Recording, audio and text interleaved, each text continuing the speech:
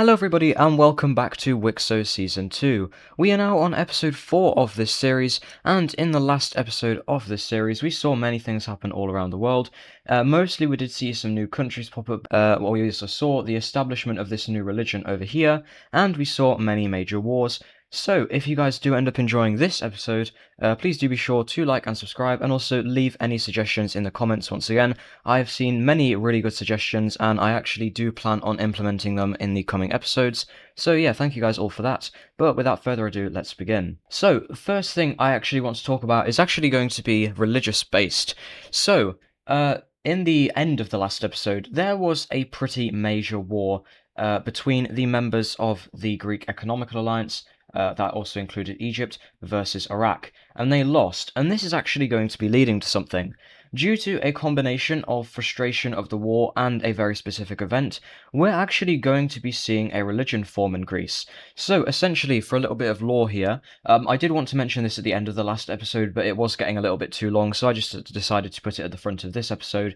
There was somebody in Greece who is now known as a prophet, and he essentially said he has received word from this deity, this god that is apparently the real god, and he has said that that god told him that unless Greece converted to this religion, they would see bad fortune in the war and in the years coming forward afterwards of the war. And nobody really believed him. They thought they would obviously win, but now losing, they are scared because the prophet said that they would also see bad fortune after the war if they did not convert, and he predicted that perfectly. And now they think he's 100% legit because no one expected Greece to lose that war.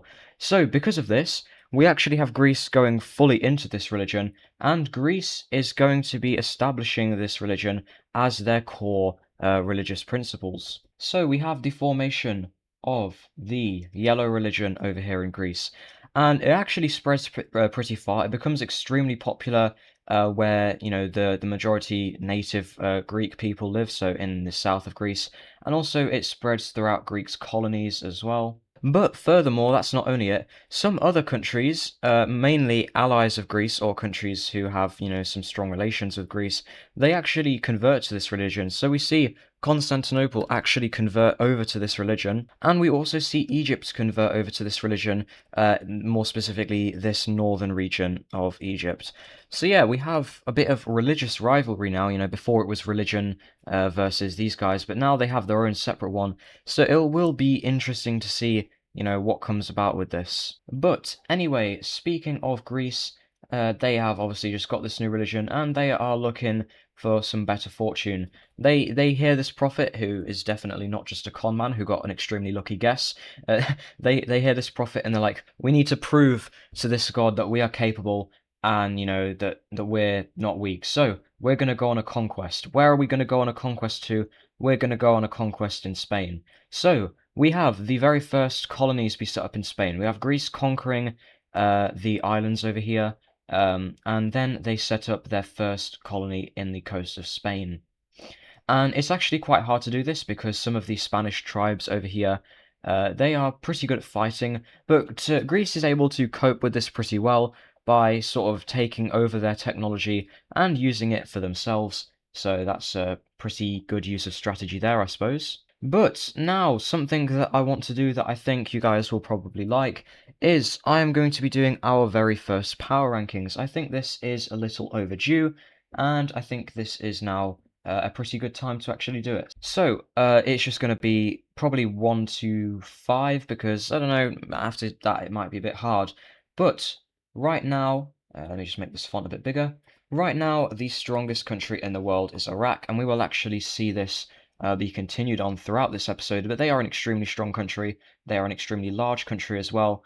And most of these stronger countries are going to be in the European sector because this is the region with the highest level of technology because, there's just more people driving more innovation and advancement. The second strongest country is Greece, for pretty obvious reasons. They have this huge colonial empire, very strong army. They have the strongest navy in the world, actually, And yeah, they are doing pretty good for themselves. The third strongest country is Italy. They have consolidated control over the entire peninsula, and as you can see by the major cities layer, they have been building up quite a bit of infrastructure, and they were even able to defeat Greece in that war there, which is pretty impressive for them. For the fourth strongest country and our first non-old world country on this list, we have the North Chinese country.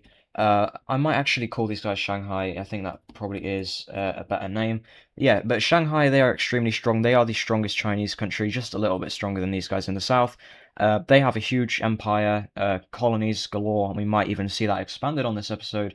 But yeah, they are doing very well. They also have a lot of technological advancement as well. And for the fifth strongest country, which is probably going to be it for this rank. It's going to be Egypt. Egypt is a pretty strong country. They probably would have been stronger than Shanghai and Italy before that war, but obviously they did lose that pretty badly. So yeah, not a great situation for them. But these are our first power rankings, just like so.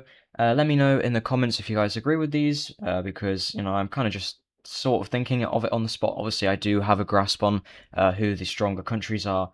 But yeah, just let me know your thoughts on that.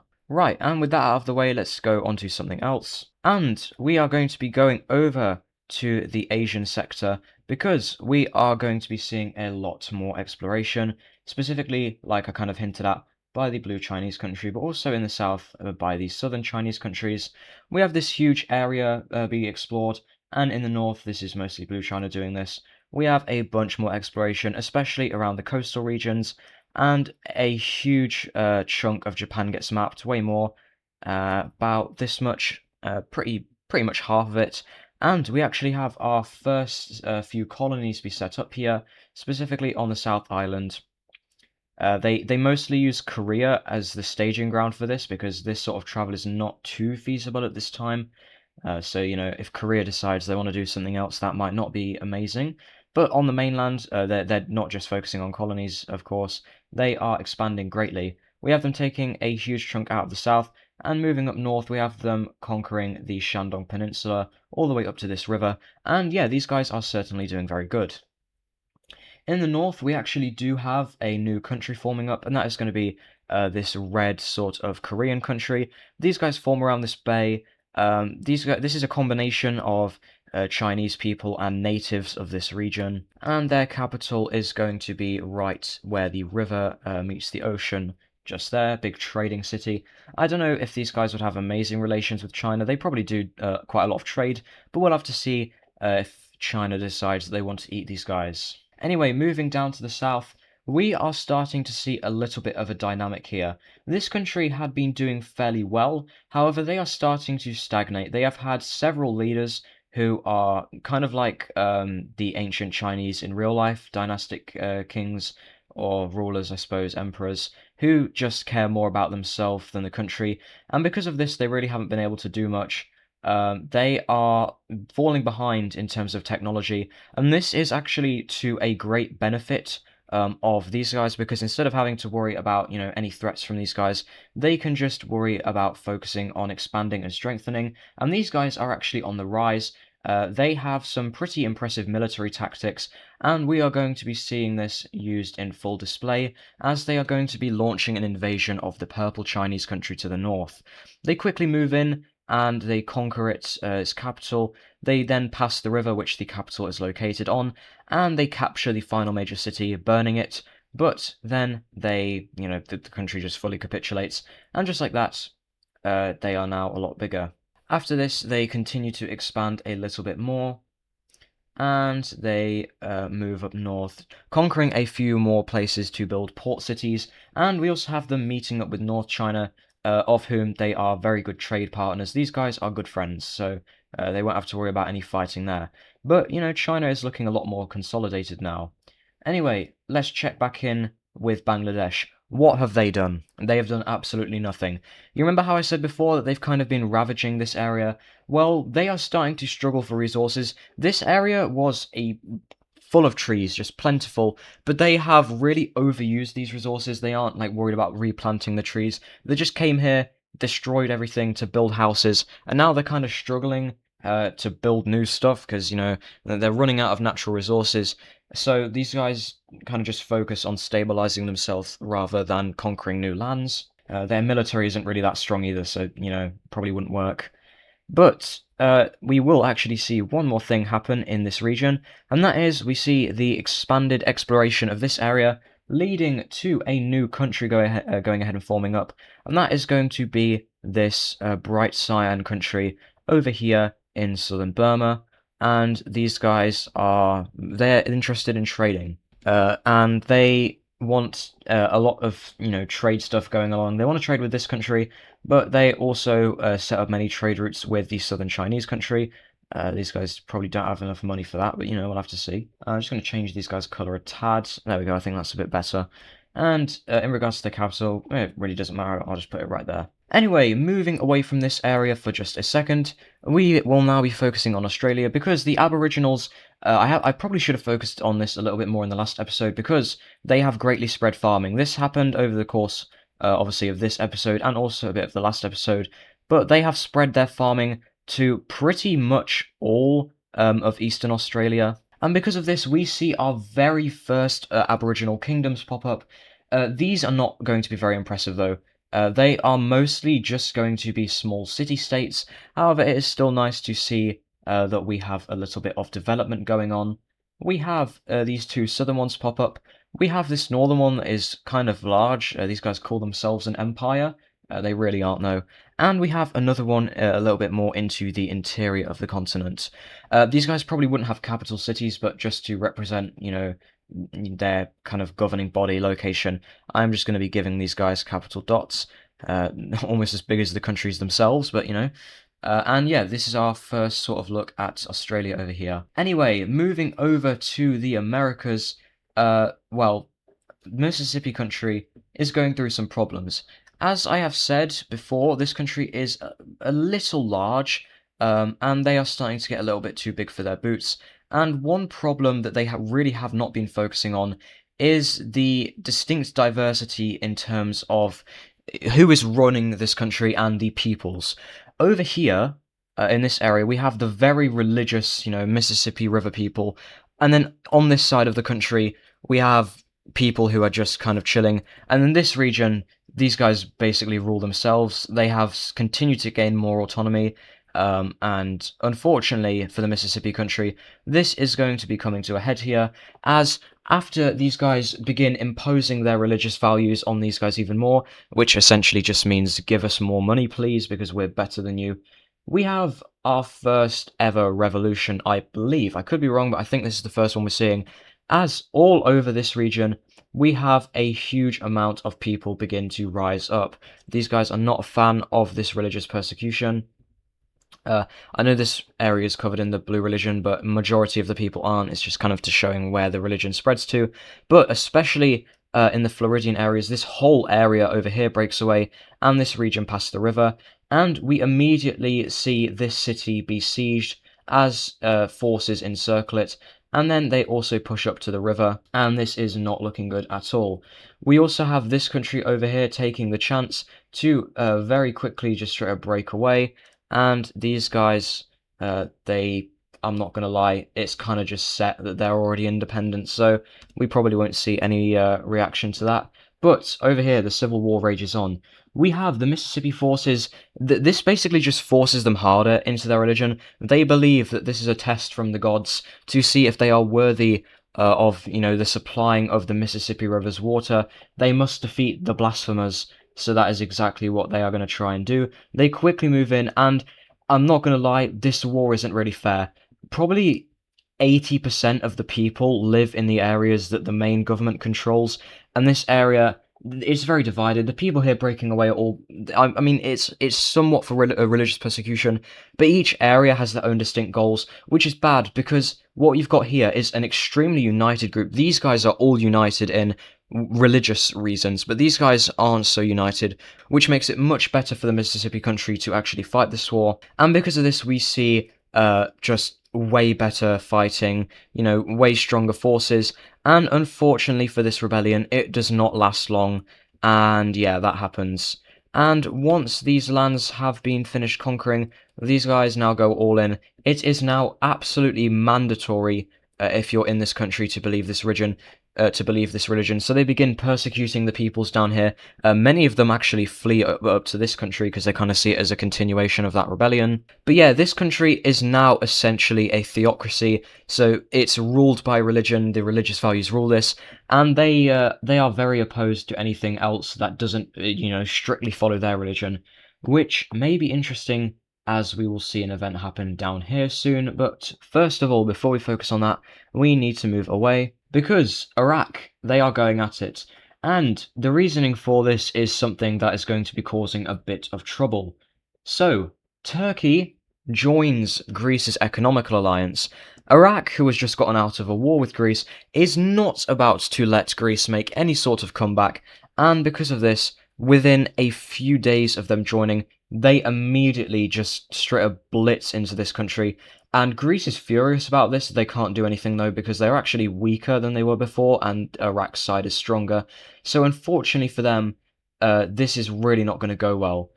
During this conflict, we actually see Cyprus take the opportunity to break away. These guys should probably have a city. So yeah, Cyprus, Red Cyprus goes ahead and breaks away there. But we have Iraq continue on the invasion, and once they've reached the capital city, Greece is like, yeah, sorry mate, but you're gone. And yeah, they fall. And in this, I guess, peace treaty, but they have essentially just destroyed this country and conquered it. And because Iraq has, they're very strong, they're able to garrison this land, they have a much higher population, we actually see them just fully conquer this. So, goodbye Turkey. I believe those guys have been there since episode 1, so rest in peace. But Iraq, they're on the move. They are happy to continue expanding onwards, and they are very aggressive and, quite power hungry. They continue to move up and conquer many of these Turkish tribes, and shortly afterwards, we actually do go ahead and see a little bit of a scummy thing take place. Essentially, what we see is, yeah, they do that. They kind of just forcefully annex Jordan into their country. The Jordanese people were definitely not in favor of this, but unfortunately, they can't really do anything. And now the Palestinian country feels very scared. So yeah, that's probably not amazing. Anyway, down in the south, this country, they have some ambitions. They want to expand. They have dreams of forming a pretty big country, and it seems to be going fairly well for them as they set up a few colonies over here. And it also helps very plentifully that these guys have a very strong military-minded leader. In the north, we basically just see this land fall over to Egypt, and we also see Egypt and the Palestinian country go ahead and divide up this land just like so. Anyway, up in the north, we have Constantinople continue to expand. Iraq made it look really easy, but it's actually quite hard to conquer this land. It's very mountainous, and the Turkish tribes here are not very pleased to meet the foreign invaders. However, with some technological advancement and Greek funding, Greece wants to try everything they can to make their allies stronger. They are going to go ahead and help these guys expand in, and we also have Constantinople expand up and actually form a border with the Moldovan country. They are not very happy about this. We'll have to see if that leads to anything, though. They probably can't really do anything, to be fair, but we'll have to see. Anyway, let's check in on Spain. I'm sure that's going amazingly.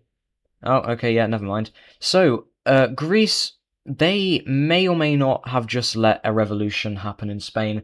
Essentially, the peoples who lived here before, they kind of just took control over the government.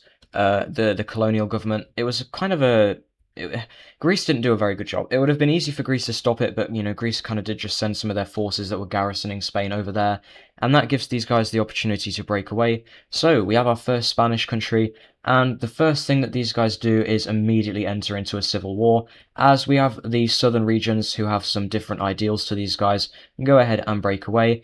After a little bit of a war is fought between these two guys, a border is eventually settled on down here. Anyway, back to exploration. We are now going to go ahead and move up to France, because, I'm not going to lie, France probably should have already been explored more, but this area is big and flat, and some Italian and probably Greek explorers as well send in a bunch of people to just chart out and map this land. agriculture and technology and all that stuff gets spread up here as well. And we have our first proper French societies form. Exploration essentially just follows the Rhine and then down to the Alps. And just like that, in one pretty large go actually, we have all of this be discovered.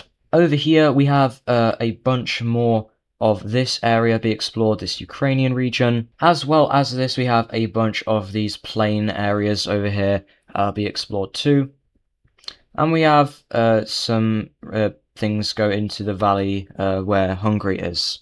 Obviously, for the most part, the Carpathian Mountains do get left out because, as you can see, very big over there. But Moldova, a little guy, I guess, they actually managed to defeat quite a few of these Romanian tribes, and they are able to expand pretty greatly, which is quite impressive, actually, for a country of their size. Oh, anyway, down here, Iraq is fighting a war with the Trebizond country, and they're not doing too amazingly. These guys, they are pretty strong at fighting. They have built up and developed their country and military, and after a while of kind of back and forth, we do see just kind of a stalemate, and this is a little bit embarrassing for these guys, you know. Probably watch it, mate, you're getting a bit too big. Anyway, in regards to religion, actually, we see our first religious split. I know I'm kind of speeding through everything, but we have a religious split take place. In the southern country, we have a new, figure come in and say there's problems with this religion and we actually don't like Iraq anymore. So we are going to form our own religious offshoot. We think that there are some principles that are wrong with this religion. We want to change that, and we're also going down our own path. So yeah, bye-bye. And yeah, Iraq is not happy about this at all, so I'm sure that these guys are going to stay best friends. Anyway, over to the Crimean country, we see them expand a little bit into this area. But now we are going to be taking a look at our final event, I'm pretty sure, because this video is getting a little bit long and I don't want to drag it out too much. We are actually going to be seeing a new religion go ahead and form up in Mexico, and it's a very interesting reason as to why. So, in the main Mexican kingdom, these guys, I know I said before that these guys were struggling, however, they have got several new monarchs who have made much better decisions, and because of this, this country has been able to expand, and they are finally out of their dark ages, and they are starting to do pretty well for themselves. They conquer this country. Yeah, I said these guys wouldn't last long. And yeah, they're doing pretty good. But all of a sudden, a little bit after conquering this country, the king gets extremely sick. An unknown virus takes a hold of him, and he is left bedridden, and it's not looking good. However, just then, when it's looking like he's probably going to die and his son might take control, the palace where the king is resting gets a huge frog infestation, and almost immediately, in fact just the next day after this frog infestation breaks out, the king immediately becomes healthy again. And the king, he's probably not the best mentally. He sees this as a divine intervention. He has been saved by a frog deity who sent healing frogs to his palace to come and heal him. And because of this, these guys now worship frogs. They believe that there is a god in the shape of a frog, and because of this, they form a religion around this, and, they have their own, religious values. But this religion is going to go ahead and form. We have our green religion, and surprisingly, in fact, this religion actually becomes extremely popular in the other Mexican countries, and it spreads all throughout the Yucatan Peninsula. The people are very influenced by it. They like this idea of religion, and oh dear, would you look at that? I'm sure that this won't lead to anything. Super racist religious guys, and there's a new religion down here. But we'll have to see what happens in the next video, maybe, because that is going to be it for this episode. I really hope you guys did enjoy. I had a lot of fun recording this one, and I will see you guys in the next episode.